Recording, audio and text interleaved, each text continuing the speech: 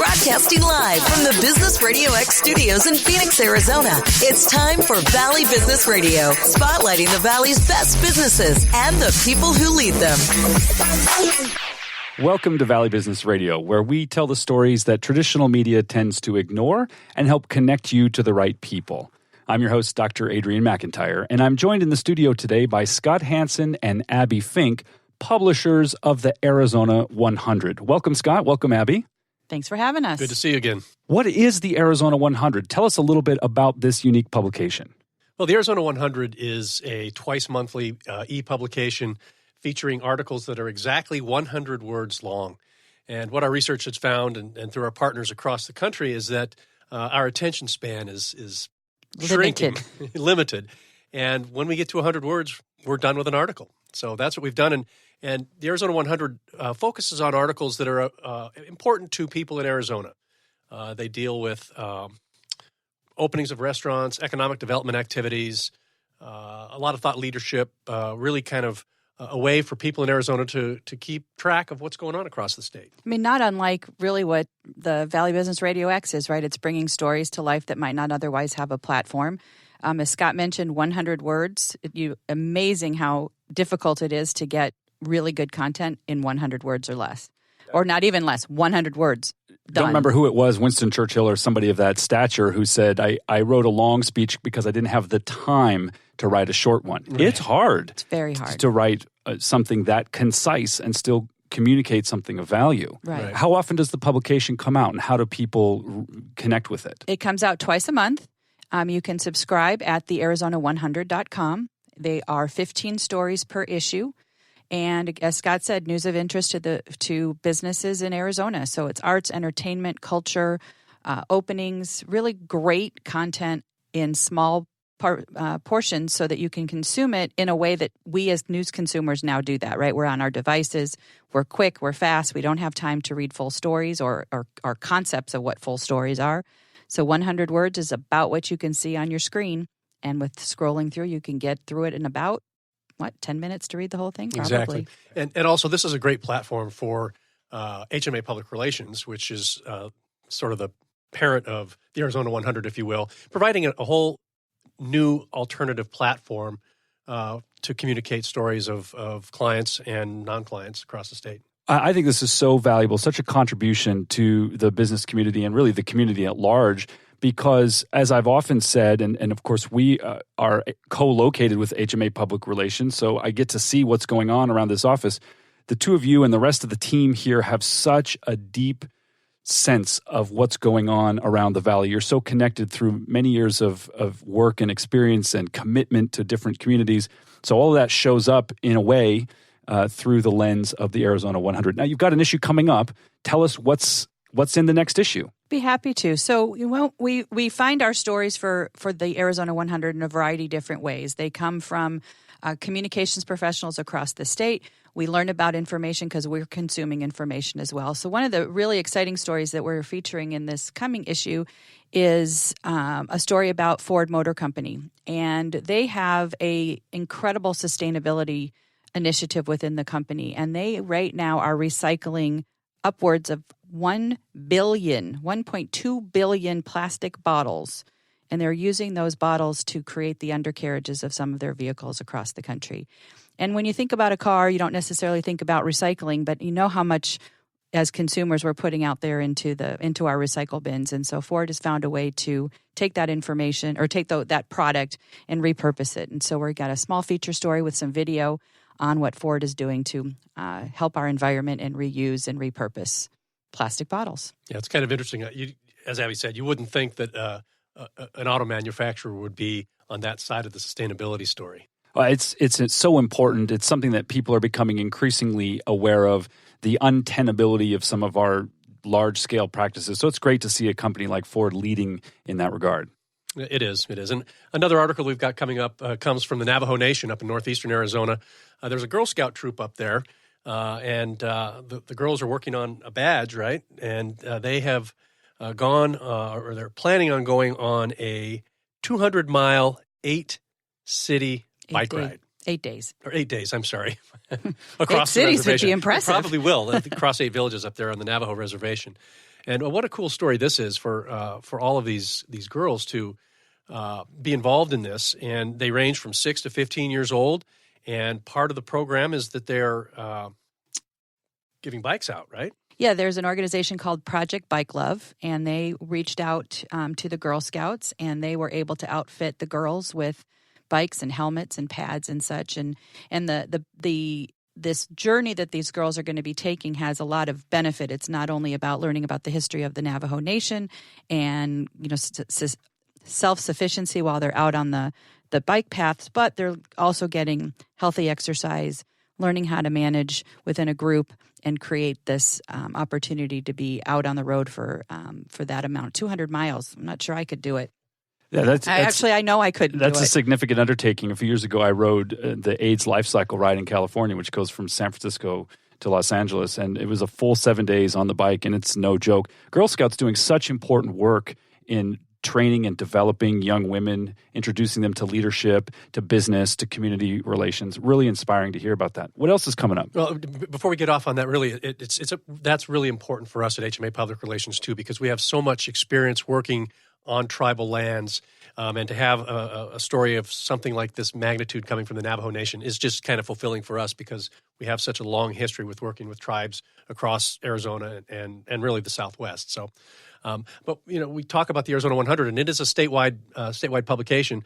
We have an article coming from Marana, Arizona, which is just north of Tucson, of course, and they are going to have their very first C-STEM K through 8 school that is very unusual because the kids there in the school will be able to have access to all the C-STEM type activities, but they'll also be able to go outside and I guess more of a hands-on kind of a school is probably the best way to describe it. It's being built by the Chase Building Team, and it's kind of a virtual reality and has kind of all the modern touches, I guess, that you would for today's learning environment. Right, and that's really an advancement in education these days, right? As kids need experiences that are not just on textbooks in the classroom, and so what development organizations like Chase Building Team and others that are constructing schools within this in school districts here in Arizona across the country are really paying attention to what else kids need in order to further their academic success. So it is textbook learning, but how do we apply that textbook learning into real time? And of course, science and technology, engineering, mathematics, the things that are so important, and for boys and girls, because we always know we have to emphasize the fact that these are for all the kids. So this school is going to see their first kids on August 5th. They'll be welcoming their first group of students. And there's nothing more exciting if you ever get the chance to be at a school when the first kids show up. There's a sense of pride there that does not exist anywhere else but that first set of graduating students. So it's pretty cool. That's marvelous. And I didn't know until very recently that the C in C-STEM stands for computer science. So we're talking about a full curriculum for the future. Computer science, technology, engineering, math, all the kinds of things that are going to help this generation create what's next. Right. Really exciting. Right. And I think maybe we're kind of touching on a little theme here in this issue, which I hadn't realized till we started talking about it, but really is about arts and culture and exposing people to new and different things. And one of the great opportunities in our state is something called the Act One Culture Pass. And this gives Arizona residents the chance to experience arts and culture across the state. So if you have a library card. If you don't, you need to get one. You can pick up these free passes at 64 different libraries across the state and get the chance to go to museums and culture and just incredible things at no cost. Yeah. All for your free library card. I personally, our family benefits from this. We love the Culture Pass. We've gone to the Symphony. We've gone to the Arizona Science Center, a number of different museums.